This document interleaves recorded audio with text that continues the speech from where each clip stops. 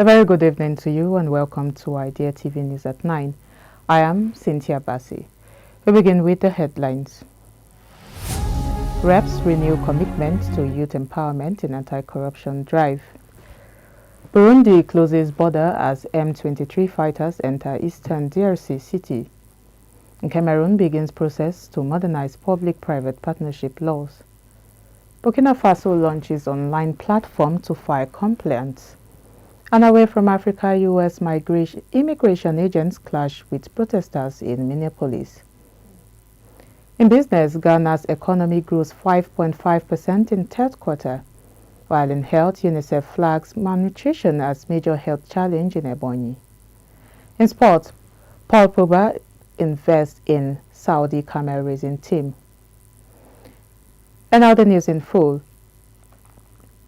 Nigeria's House of Representatives has reaffirmed its commitment to empowering young people as part of efforts to strengthen the fight against corruption.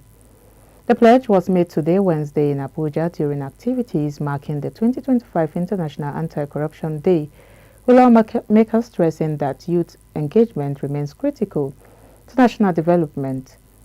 Chairman of the House of Committee on Anti-Corruption, Moshood Akiolu, said the 10th House under Speaker Tajuddin Abbas is pushing legislative actions focused on transparency, stronger legal institutions and civic education.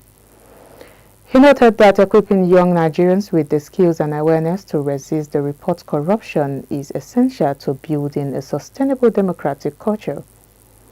Also speaking at the event, the leadership of Nigeria's anti-corruption agencies warned that corruption continues to undermine institutions, divert public resources and limit opportunities for young people.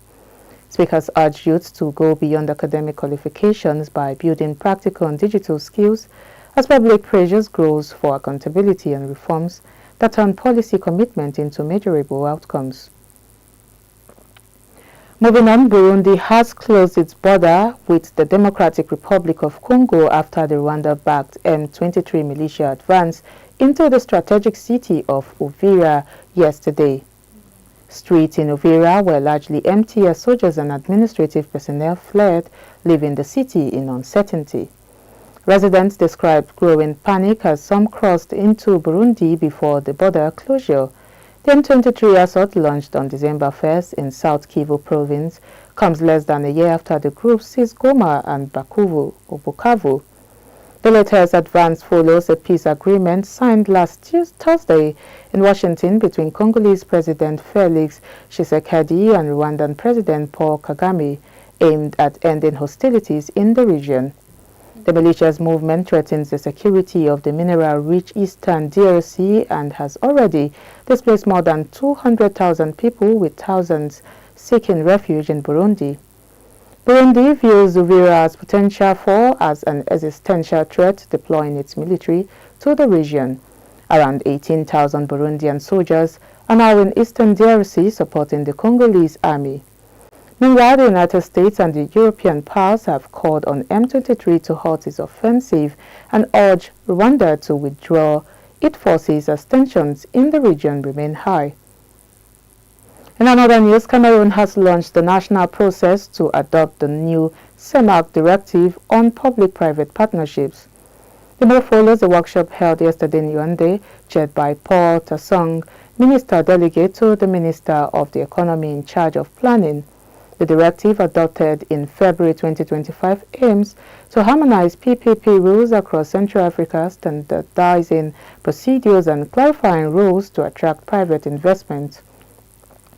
Although Cameroon has had a PPP law since 2006, experts say the national framework is outdated with fragmented procedures and limited transparency. The reform will strengthen the Council for support to the realization of partnership contracts, or CAPA, giving it a clearer mandate in project screening, risk assessments, contract monitoring, and coordination with sector ministries. The directive covers civilian infrastructure, including roads, hospitals, energy, water, and urban development projects, and introduces new PPP models for urban planning. Officials hope that improved governance and institutional capacity will unlock delayed investments and enhance investor confidence. Porter Song emphasized Cameroon's role in preserving regional monetary stability, while CEMAC representatives highlighted the urgent need to address the region's infrastructure gap estimated at 2,500 billion CFA francs annually. While in Burkina Faso is set to modernize its justice system with the launch of a new online platform. The Procure module of the criminal justice system will allow citizens to file complaints directly with public prosecutors, reducing administrative delays and improving transparency. The platform was developed by the Ministry of Digital Transition and the Ministry of Justice and will officially go live on Sunday, December 15th in the capital, Ouagadougou. Authorities say the system will enable secure, integrated case management from initial filing to verdicts, easing pressure on physical service counters and making justice more accessible nationwide.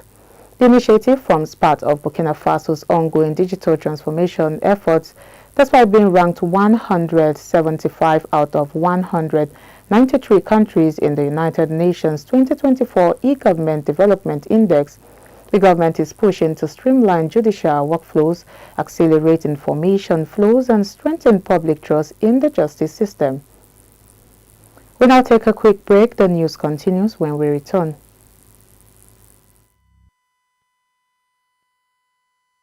Number 3, sustainable tech and green computing.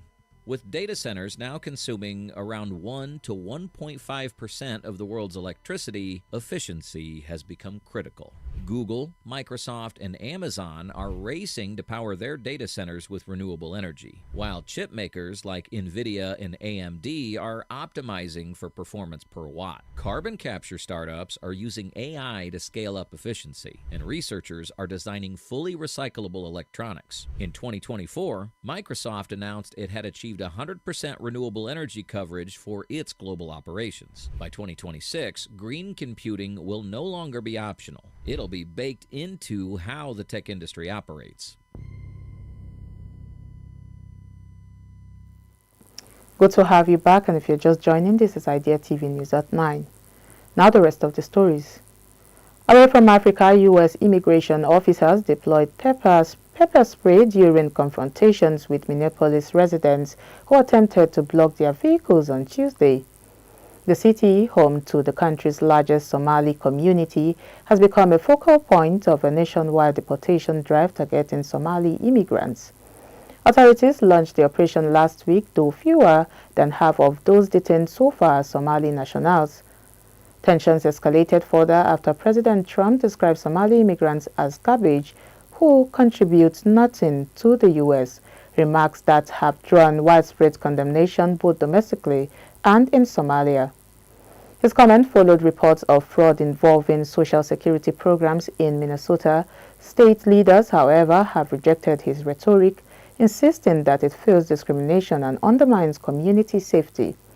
Local officials have reaffirmed their support for Somali residents, with Minneapolis Mayor Jacob Frey stating the city police will not assist in federal immigration enforcement. Community groups continue to mobilize in protest, emphasizing that mass deportation efforts and inflammatory political statements threaten the well-being of one of the city's most established immigrant communities.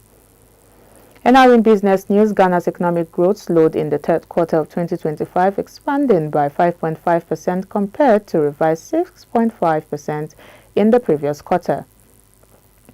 The latest national accounts released today by government statistician Alhassan Idrisu in Accra show cooling activity in key sectors, particularly services and industry. The industrial sector grew by just 0.8%, down from 2.3% in the second quarter, while services expanded 7.6%, slower than the 9.6% recorded earlier. Within the industry, manufacturing stood out with 3.9% growth, but construction, mining, and quarrying remains subdued. Agriculture emerged as the strongest performer, growing 8.6%, driven by favorable weather and government support for fisheries. Authorities say the economy remains resilient as Ghana prepares to exceed its 3-year International Monetary Fund support program. The government aims for 4% growth in 2025, with monetary easing continuing after the Bank of Ghana cut its policy rate to 18% in November. Inflation has eased for the 11th consecutive month, falling to its lowest level in nearly 7 years. And now in health, the United Nations Children's Fund, UNICEF, has described malnutrition as a major public health challenge in Ebonyi State. This was highlighted today in Abakaliki during the official handover of 2,832 cartons of small quantity lipid-based nutrient supplements procured through UNICEF's Child Nutrition Match Fund project. UNICEF's Chief of Feed Office, Mrs. Juliet Chiliwe, noted that stunting among children under 5 in the state has risen sharply from 20.6% in 2015 to 32% in 2024. She emphasized the need for evidence-based interventions, saying the nutrient supplements will support child growth, immunity, and cognitive development, particularly in rural and hard-to-reach areas. Governor Francis Nweforo, represented by his deputy Patricia Obila, received the supplement, expressing hope that they will help reduce malnutrition in the state. The state government has committed to ensuring efficient distribution to health facilities and communities across Ebonyi. And lastly, in sports news, French football star POGBA has become a shareholder and ambassador for Al Habub, the world's first professional camel racing team based in Saudi Arabia. The team competes across the Gulf region and has been pioneering modern, internationally competitive camel racing. POGBA, 32, revealed today that his interest in the sport grew after watching races online and studying the techniques involved. He said camel racing, like football, demands dedication, teamwork, and discipline, adding that the principles behind all sports are similar. Al Habub was founded by Omar Al-Mana and Safwan Modir and has quickly gained recognition in the region. POGBA made his return to professional football yesterday, appearing as a late substitute for Monaco in their 4-1 defeat to Rennes, following the reduction of a doping ban earlier this year. And that's all we have for you on Idea TV News at 9. But before we go, here's a recap of the headlines.